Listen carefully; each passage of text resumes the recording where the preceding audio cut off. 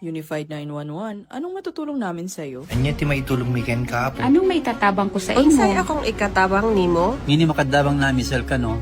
Sa anumang wika o dialekto, may tulong na darating sa iyo.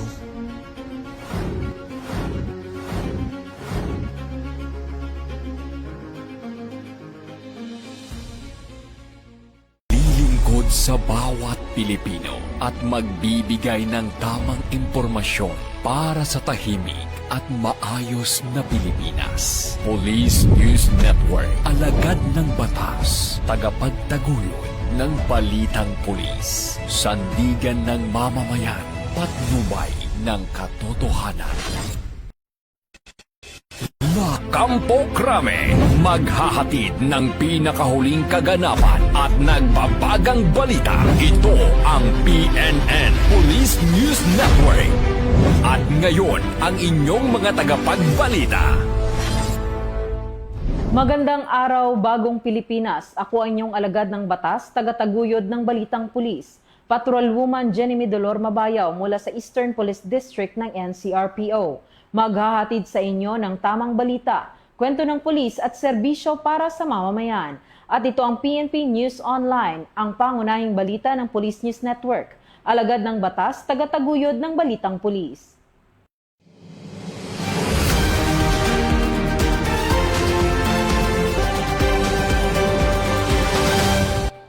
Narito ang mga balitang hatid ng ating PNN correspondents mula sa iba't ibang panig ng bansa.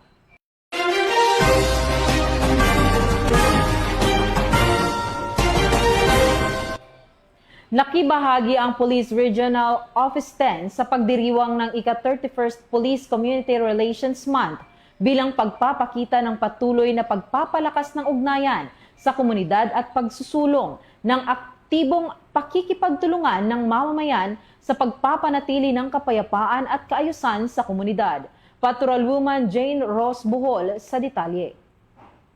Pormal nang sinimulan ng Police Regional Office 10 ang pagdiriwang ng ika-31 Police Community Relations o PCR Month sa pamamagitan ng sabayang kick-off ceremonies sa lahat ng Provincial Police Offices at City Police Offices sa Northern Mindanao nitong Hulyo 6, 2026.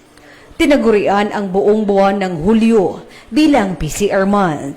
Sa Camp Alagar, pinangunahan ng Proten ang regional kick-off na dinaluhan ni NAPOCOM Regional Director, Attorney Ramon Alfredo E. de la Cruz, bilang guest of honor and speaker.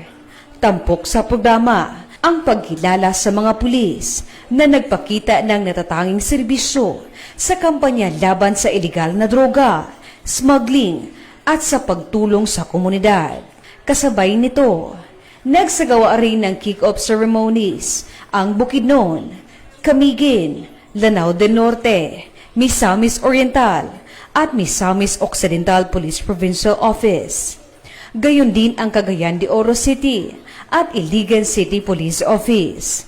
Binigyang diin din sa kani-kanilang programa ang pagpapalakas ng ugnayan ng kapulisan at mamamayan sa pamamagitan ng community engagement, stakeholder recognition, outreach activities at mga programang nagtataguyod ng kapayapaan at kaayusan. Sa kanilang mga mensahe, hinihikayat ng mga opisyal ng lokal ng pamahalaan, DILG, NAPOCOM, Academe, at iba pang stakeholders ang patuloy ng pagkakaisa ng komunidad at kapulisan upang mapanatili ang ligtas at maayos na pamayanan.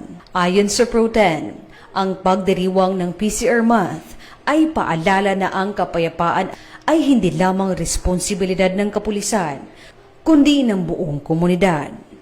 Sa pamamagitan ng aktibong pakikilahok ng mga mamamayan, lokal na pamahalaan at iba pang sektor, mas magiging epektibo ang papigil sa krimen at pagpapatatag ng tiwala sa pagitan ng pulis at ng publiko.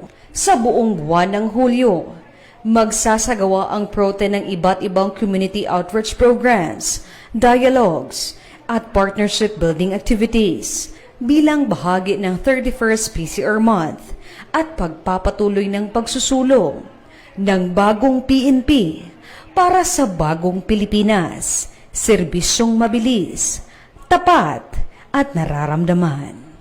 Mula dito sa inyong higalang pulis, Regional Office 10 Public Information Office. Ako ang inyong PNN correspondent, Patrolwoman Jane Rose Bohol, alagad ng batas, tagataguyod ng balitang pulis. Maraming salamat, Patrolwoman Bohol. Patuloy ang pagbabantay ng Philippine National Police habang nananatiling alerto ang ating mga kapulisan kaugnay sa isinagawang peaceful rally sa Liwasang Bonifacio. Ang buong detalye ng report mula kay Patrolman Edwin Baris. Umulan man o umaraw ay patuloy na nakaalerto at nakabantay ang buong puwersa ng Philippine National Police dito sa paligid ng Liwasang Bonifacio sa Maynila. Kung mapapansin niyo po, nakatayo na ang stage ng pagdadausan ng naturang pagtitipon ngayong alas 11:30 ng hapon. Patuloy naman nagpapaalala ang Philippine National Police na makiisa ng mapayapa at sumunod sa alituntunin ng mga otoridad. Ako po muli si Patrolman Edwin Baris at ito ang huling kaganapan dito sa Liwasang Bonifacio, Manila. Nagbabalita para sa Police News Network. Maraming salamat, Patrolman Baris. Nagsagawa ang Police Regional Office 3 ng bloodletting activity bilang bahagi ng paggunita sa ika-31st Police Community Relations Month. Narito ang buong detalye ng report mula kay Patrolman Adrian Dayao.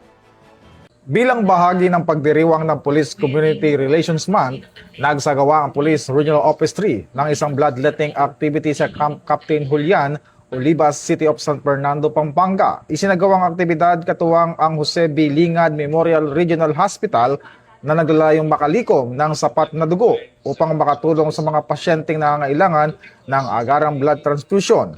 Sa pamamagitan ng bloodletting activity, muling ipinakita ng Police Regional Office 3 ang dedikasyon nito sa paglilingkod sa komunidad, hindi lamang sa pagpapanatili ng kapayapaan at kaayusan, kundi maging sa pagsusulong ng malasakit, voluntaryong paglilingkod at pagtulong sa pagligtas ng buhay.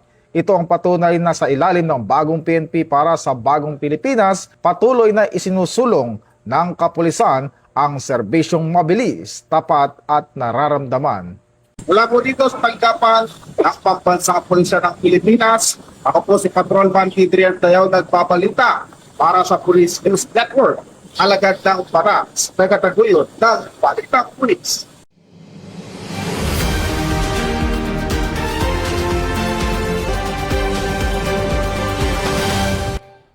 Bilang bahagi ng pinaigting na kahandaan sa panahon ng kalamidad, nagsagawa ang Nueva Ecija Police Provincial Office ng masusing inspeksyon sa kanilang mga search and rescue equipment upang matiyak ang kahandaan ng mga tauhan at kagamitan sa anumang emergency.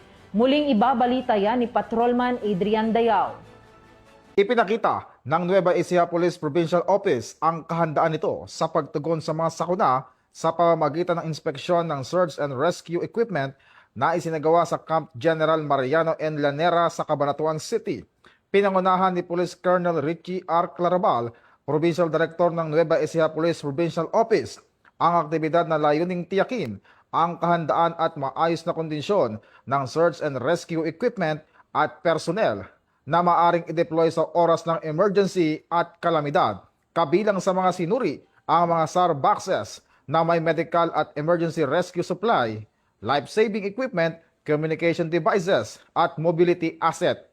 Sa kanyang mensahe, sinabi ni Police Colonel Clarabal, ang paghahanda sa sakuna ay hindi lamang isang obligasyon kundi isang pagpapakita ng tunay na malasakit sa kaligtasan ng komunidad. Hinihikayat din niya ang lahat ng personnel na tiyaking laging nasa maayos na kondisyon, pati na ang kanilang kagamitan, updated ang disaster response plan, at matatag ang koordinasyon sa mga lokal na pamahalaan at disaster management offices. Mula po dito sa tanggapan ng Pambansang Pulisya ng Pilipinas, ako po si Patrolman Adrian Dayao nagpabalita para sa Police News Network, alagad ng para sa tagataguyod ng Balitang Pulis.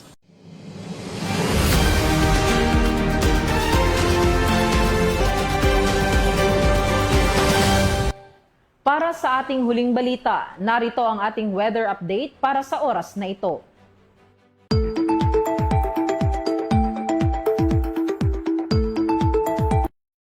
Nanatiling nakakaapekto ang southwest monsoon o habagat sa malaking bahagi ng bansa. Ayon sa Weather Bulletin, inaasahan ang paminsan-minsan hanggang malakas na pag-ulan na may kasamang pagkulog at pagkidlat sa mga apektadong lugar. Sa loob ng susunod na 24 oras, posibleng makaranas na katamtaman hanggang malakas na pag-ulan na maaaring magdulot ng pagbaha sa mga mababang lugar at pagguho ng lupa sa mga bulubunduking lugar. Pinapayuhan din ng mga residente na manatiling alerto at sundin ang mga abiso ng lokal na pamahalaan. Paalala sa publiko laging makinig sa mga anunsyo at opisyal na abiso ng pag-asa at manatiling alerto.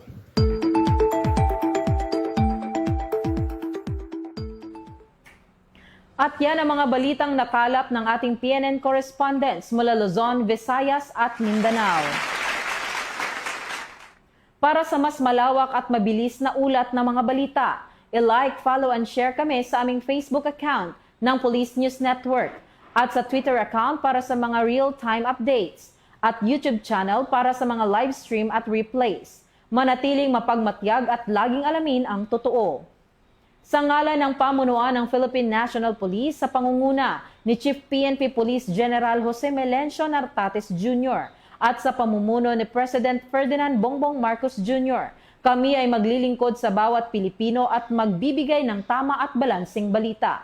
Mula rito sa tanggapan ng tagapag-ugnay ng Pambansang Pulisya, ako ay inyong alagad ng batas, tagataguyod ng Balitang Pulis, Patrolwoman Jenny Dolor Mabaya mula sa Eastern Police District ng NCRPO. Maghahatid ng tamang balita, kwento ng pulis at serbisyo para sa mamamayan.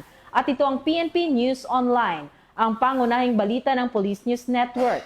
At ito ang bagong PNP para sa bagong Pilipinas, serbisyong mabilis, tapat at nararamdaman.